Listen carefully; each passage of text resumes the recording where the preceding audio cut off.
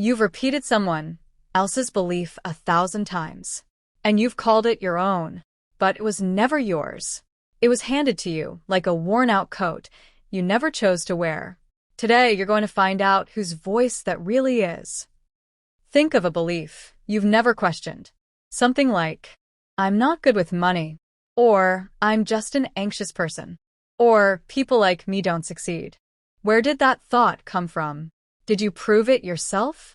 Or did someone say it once, a parent, a teacher, an old friend, and you just believe them?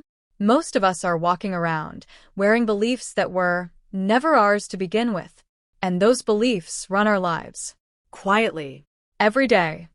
Psychologists call this internalized belief acquisition. Fancy term. Simple meaning. You absorb beliefs from your environment without testing them. It's efficient. Your brain doesn't want to question everything.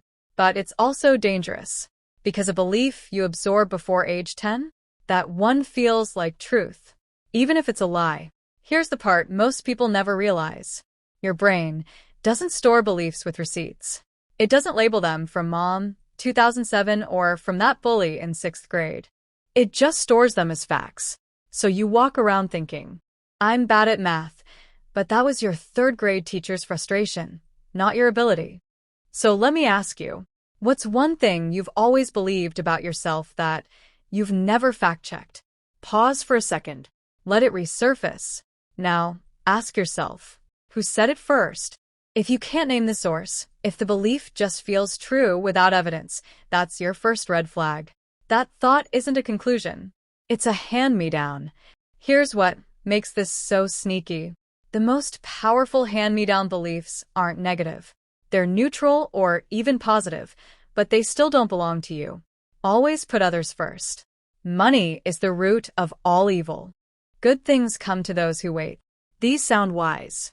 But if you never chose them, if you just absorbed them from culture, family, or religion, they can still trap you.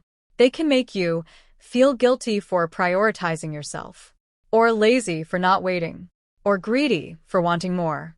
The question isn't whether a belief is good or bad. The question is, did you choose it? Or did it choose you? But here's what most people miss entirely. Even after you identify a hand-me-down belief, your brain will fight to keep it, because familiarity feels like safety. That old belief, even if it hurts, is a known room. A new belief is a dark hallway. So your brain will whisper, but what if it's true? But everyone says that. But I've always felt this way. That's not evidence. That's habit. And you can break it. And that leads to what I call the mental hand-me-down audit.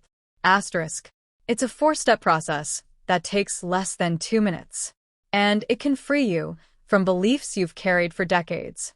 Here's how it works. Step 1. Write down the belief. 1 sentence. I'm not good with money. Step 2. Name the source. Who said it first? If you don't know, write unknown. That's still an answer. Step 3. Ask, is this belief serving me? Not is it true. Is it serving me? Does it help me or shrink me?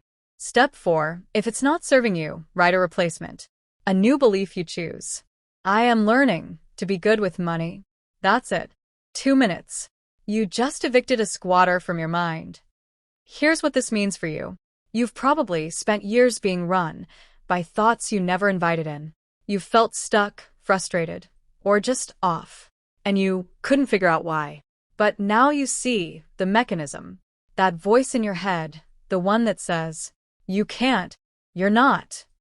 People like you don't. It was never yours. It was borrowed. And you can give it back. You don't have to believe everything you think. Some thoughts are just visitors. And some visitors have overstayed their welcome.